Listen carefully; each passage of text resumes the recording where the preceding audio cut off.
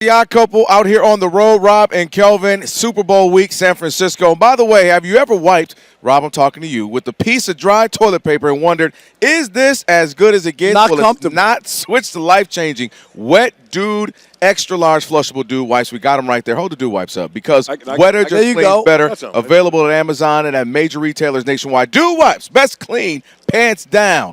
Now, we got our man Shawne Merriman here, of course, Chargers legend. He is also the CEO of Lights Out Entertainment, and we always pleasure to have you on the show. Appreciate it, both. Appreciate you being here. Good to see you in person. You know that. Yeah, we always have you on the radio. And so we want to start here. We were just talking about it a little bit, man. Robert Kraft, the news comes out, not in again. What a good morning it was for me. This dude right here, you know, Robert Kraft, Bill Belichick, Tom Brady, anything Patriot related, he hates it. He hates it more than the Chargers probably do, or anybody in the AFC during that run. Just your news, Robert Kraft not getting in again, and then also Bill Belichick earlier last week. When you hear those things, what are the first thoughts? For me, it's embarrassing. Like it just is because as a player, you know, you want to be an All-Pro, Pro Bowl, Super Bowl. Like, you get your accolades during, but you really get your stripes when you're done. Right. Like, that's what, you know, I was in Canton for Antonio Gates' Hall of Fame induction. Yeah, okay. And I was there for I went twice. I went for Ray Lewis's because, you know, Ray's family, and then I went for LaDainian Tomlinson's. It's like this you in God mode. You get there. You get what I'm saying? Like, you get this extra thing that you're retired for, what, 4 or 5 years, however long? 5 years, years before you go in. So people start to forget about you a little bit. Mm-hmm. You know, like, to me, LT is top 3 running back of all time. But because the game is gone, people stop remember how good he was. Phil, people forgot how good he was. He comes back at 44. He jumps on the field. You get that reminder. It's your ultimate stamp of football life that you can get. And so when you don't get in, when the casual – you don't even need to be an expert in football. You don't need to be a coach or a player. The casual fan now are starting to get much better than they were 10, 15 years ago because they're understanding the game of football.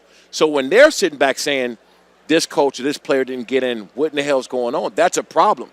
Now you got people that's sitting up here on the Hall of Fame board that's supposed to be – this is what they got you there for. Mm-hmm. This is what you do to analyze talent – and analyze, you know, who should get in and who should not. So for them, as the experts, don't know this, how does a casual fan? So it's embarrassing. Now let me say this. I do want to say this, and I hear your point, and they're all excellent. But the elephant in the room is that in these cases of these two guys, there's a major cheating scandals that went on. Okay, so Robert Kraft is the owner of this unbelievable team that won all his championships. But they never even got the full credit that they got because there was always some chicanery going on. There's an asterisk. Okay, am I right? Like you can't. Same thing with Bill Belichick. They had the Spygate. Everybody says everybody does it. Okay, that sounds cool. But, Shawne, no other coach had a $500,000 fine who lost draft picks. Right. And then they had a second episode in Cincinnati in 2019, another $1.1 million fine, and more draft picks lost. So what is the punishment? Was that enough? And the Hall of Fame shouldn't look at that they cheated? Yeah, they need to come out and say that. They need to come out and say, you know, I'm going to have the same type of energy for Bill Belichick not getting a Robert Kraft as I do for T.O., Antonio Gates, any one of these guys that should be guaranteed first ballot Hall of Famers. But I think that there needs to be some kind of public, you know, I wouldn't call it public scrutiny, but some kind of public explanation where they're saying, hey, we didn't get him in because of this. And I think that the fans and people will respect that more. They will respect that more than them just sitting behind and nobody know who voted for what and why they went by. I think the vote should be public. I think it should be public. My Hall of Fame vote in baseball is always public. I have nothing to hide from.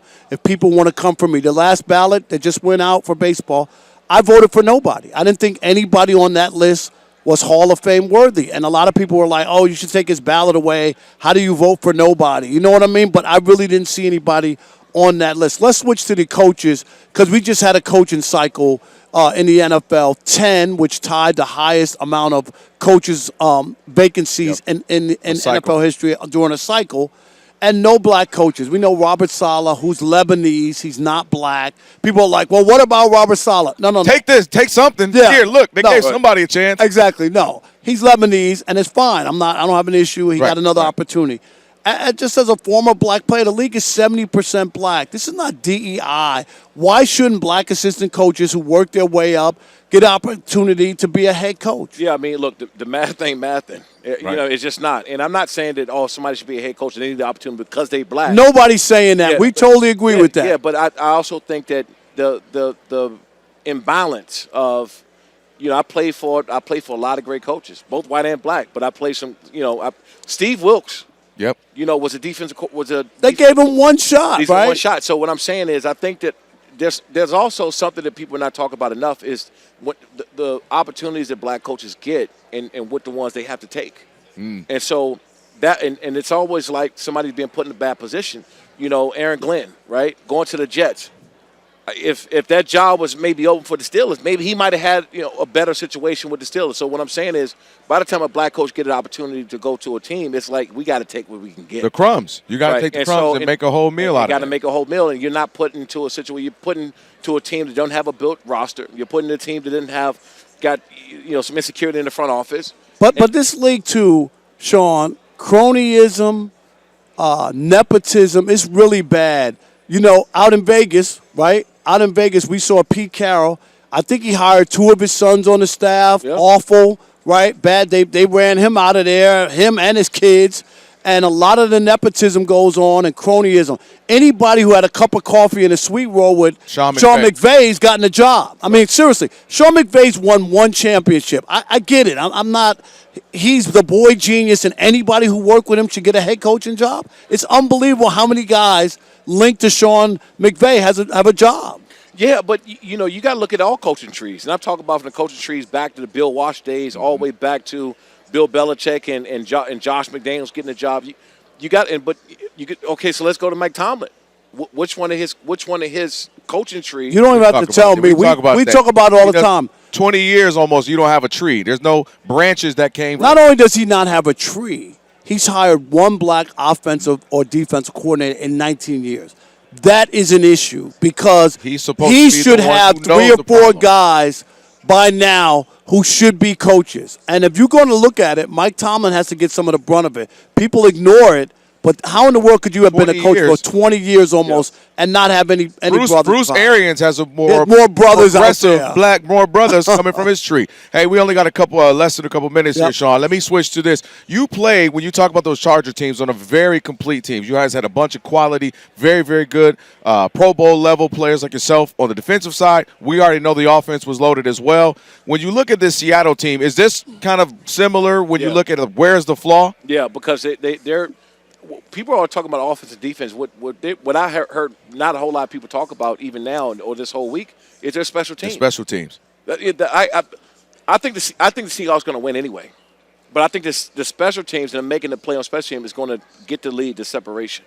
I think that's what's going to happen. It's going to be a good game. I think the first half is going to be great. 2 great defensive mind coaches. They're going to come out low-scoring game, and I think the special teams by the Seahawks going to make a big play. And at that point, once the gap is big enough, I think that's when Seattle really, really goes slam on the gas. Yeah, I'm not in your camp. I agree with the special teams, but they have a guy named Sam Darnold who led the league in turnovers. Yep. I expect Ronald McDonald to show up at some point, and that's going to be the difference for Seattle. When he's pressured, he turns the ball over, and it's his accuracy complete. That's all I'm saying. I've seen it. If they get to Sam, that's the only way that I got the Patriots winning this game, by hitting Sam Darnold. And I'm not talking about getting the sack every time. I'm just staying on him and forcing him because his accuracy and everything about him goes way down once he's pressured. Drake May needs some of this smoke too, okay? Drake May has not looked good this postseason. Yo, acting like it's Tom Brady back there. But Drake May has been sacked a bunch. He hasn't scored a bunch. He barely put up any points, and I know the weather was bad, but Drake May hasn't been MVP level. In that game, I don't know who's doing anything. This whole postseason run, he hasn't been MVP level. So we're acting like it's just singular. But here's the only thing I'm going to say. When you think about why I think the Patriots could still win. Houston had an unbelievable defense. Their quarterback blew up in their face, and they can win. And this is why I still think, even though I love Seattle's defense, special teams, what you talked about, they got the big kick, fumble, punt return or whatever, right? But I do believe that if you don't get the quality quarterback play, even with a great defense, you can lose. Yeah, but that's their shot. Is hitting him. And speaking of Drake May, Variable's not going to put this in his hands. He's going to make this a gritty, run the ball, great defense, keep it close, and squeeze it out at the end. All right, real quick, we always know you got something going. Tell us what you got going. Lights out. Lights out extreme. Lights out extreme fight. We just did a deal with ESPN Latin America now that the UFC's over at Paramount. And this has been great. Congratulations, I appreciate that's it. great. We've been in Latin, all Latin is huge. Oh yeah. In combat sports, but mainly MMA, man. So for us to be global now after UFC left the Paramount has been big. Yeah, awesome. I've been watching the whole journey, man. We've been talking about this for years now. So congrats to you. Appreciate it. Enjoy the rest of the week out here in San Francisco. And I mean, you looking like you might got about 7 snaps in you. If somebody needed 12, but I ain't playing the run. I ain't playing the run, that's for sure. Hey, Shawne Merriman here with the odd couple, Robin Kelvin out here in San Francisco, Super Bowl week. A whole lot left of the show. Stick with your boys, Fox Sports Radio.